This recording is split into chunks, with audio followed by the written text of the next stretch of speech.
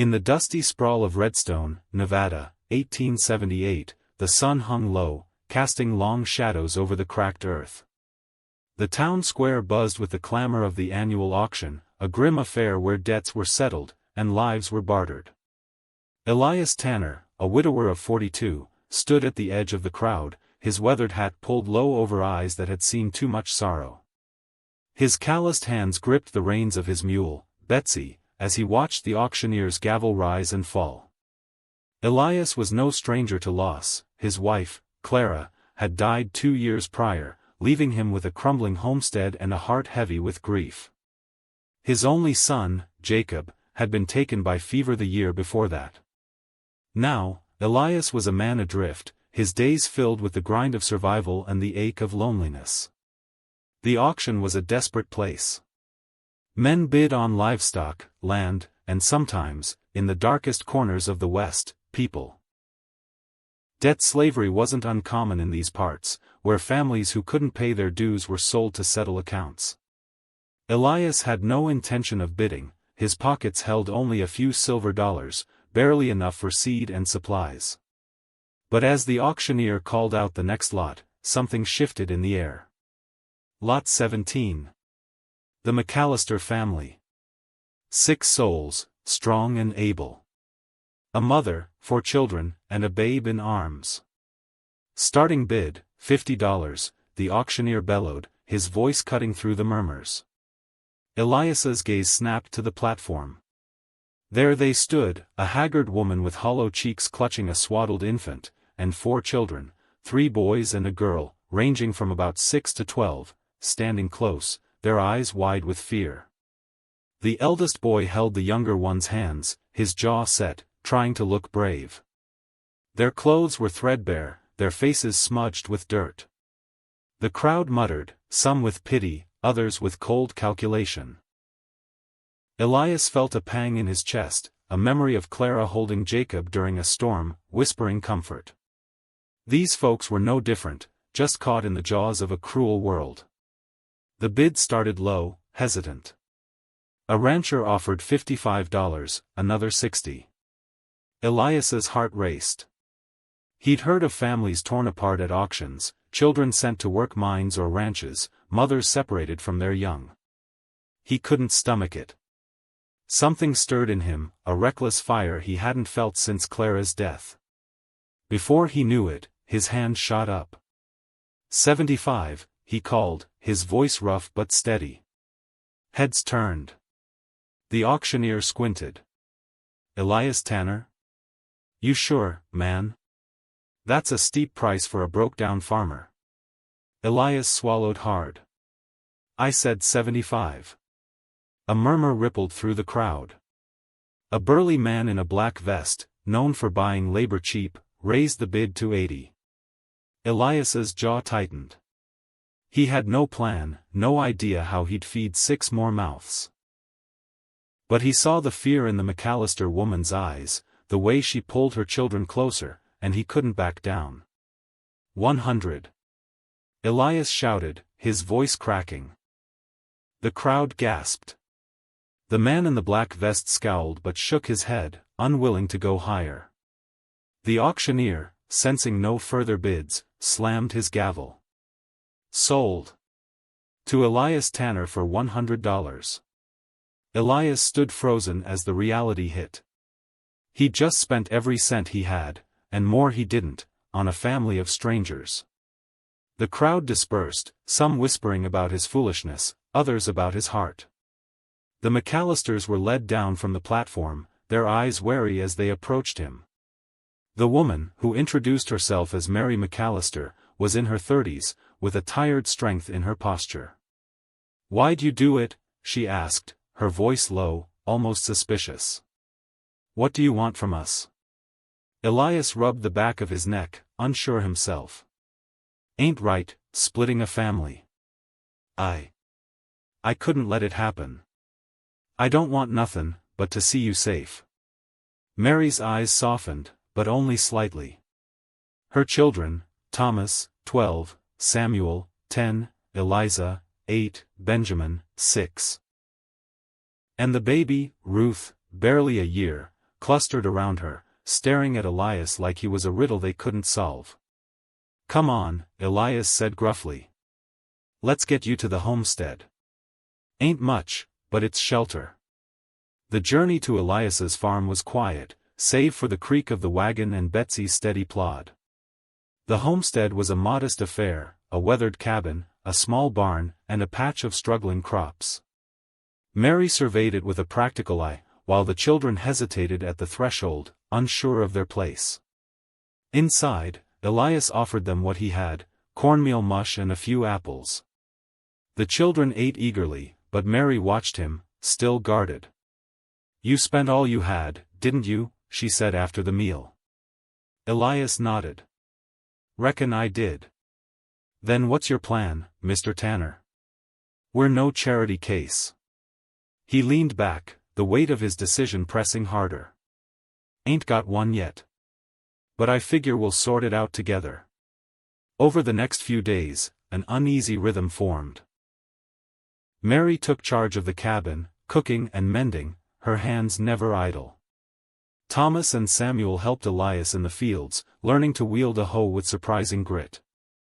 Eliza tended to Benjamin and Ruth, her small voice singing lullabies that reminded Elias of Clara. The work was grueling, the food scarce, but the McAllisters didn't complain. They were survivors, just like him. Word of Elias's purchase spread through Redstone like wildfire. Folks called him a fool, a soft-hearted dreamer who'd ruin himself. Others, though, saw something else, a spark of defiance against the harsh ways of the frontier. One evening, as Elias repaired a fence, Sheriff Amos Reed rode up, his badge glinting in the twilight. "Elias, you've stirred a hornet's nest," Amos said, leaning on his saddle. "That black-vested fella, Cyrus Holt, ain't happy you outbid him. Says he had plans for that family, labor for his new mine." Elias's grip tightened on his hammer. "They ain't his. They're free now, far as I'm concerned." Amos raised an eyebrow. "Free? You paid for 'em. Elias. That's a debt in the eyes of the law. And Holt's got friends in high places. Watch your back." The warning lingered like smoke. Elias knew Cyrus Holt, ruthless, wealthy, and not one to lose gracefully. But he pushed the thought aside. He had bigger worries, like the lean harvest and the looming winter. Mary, however, wasn't one to sit idle. One night, as they sat by the fire, she spoke up. "I've been thinking," she said, rocking Ruth gently. "This land's got potential, but you're working it wrong. Back in Missouri, my pa grew wheat on soil like this. You need to rotate crops, save the soil.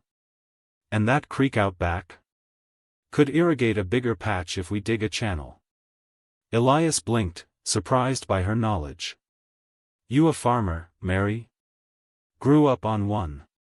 My husband, God rest him, was a dreamer, not a doer. Got us into debt before he passed. But I know land. Let me help." From that moment, a partnership formed. Mary's practicality balanced Elias's stubborn hope. They dug irrigation channels, planted wheat alongside the corn, and repaired the barn for livestock they didn't yet own. The children pitched in, their laughter slowly filling the empty spaces of the homestead. Thomas, the eldest, took to Elias like a son, asking questions about tools and horses. Eliza's songs became a daily comfort, easing the ache in Elias's heart. But trouble brewed. One night, a fire broke out in the barn. Elias and the boys doused it before it spread, but the damage was done, half their stored hay was gone. The next day, hoofprints circled the property, too deliberate to be chance. Elias suspected Holt, but he had no proof. "We can't let this stop us," Mary said, her voice firm. "We rebuild. We keep going." Elias nodded, but fear gnawed at him. He'd taken on more than a family, he'd taken on their enemies. Still, he couldn't turn back. The McAllisters had become part of his world, their presence stitching up wounds he thought would never heal. Weeks passed, and the homestead began to thrive. The wheat sprouted, green and promising. Mary's irrigation worked, and the children's laughter grew louder. But Holt wasn't done. One evening, as Elias returned from town with supplies, he found a note nailed to the cabin door: "Pay what's owed, or lose what's yours." That night, Elias sat with Mary, the note between them. "Holt wants you back," he said.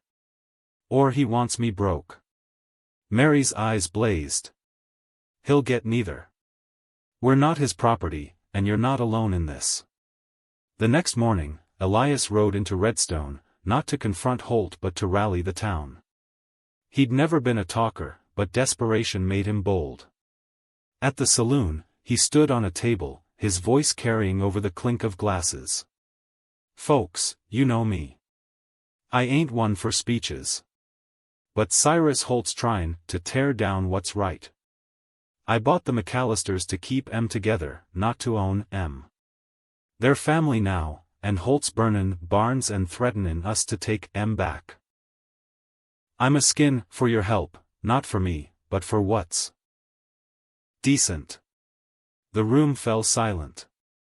Then, Old Man Jenkins, a grizzled rancher, stood. "Elias, you're a damn fool. But you're a good one. I'll lend you my hands to rebuild that barn." One by one, others joined in, farmers, shopkeepers, even the saloon keeper, who offered free meals for the workers. By week's end, Redstone's people descended on Elias's homestead. They rebuilt the barn, stronger than before, and helped plant a new field. Mary organized the women, turning the effort into a communal feast. The children ran through the fields, their laughter a defiance of Holt's threats. Word of the town's stand reached Holt, who rode out with his men, his face dark with rage. He found Elias and Mary waiting, backed by a crowd of townsfolk armed with tools and grit. "You think you can defy me?" Holt snarled. "I own this territory." "You own nothin' but your greed," Elias replied.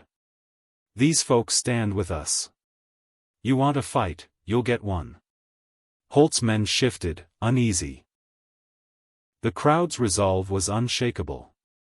Faced with a united front, Holt backed down, his threats empty without his usual leverage. He rode off, vowing revenge, but Redstone had spoken. The harvest that year was bountiful, the wheat Mary had suggested thriving under her care. Elias's homestead became a beacon, a place where people helped one another, where families weren't torn apart. The McAllisters stayed, not as debtors but as partners. Mary and Elias never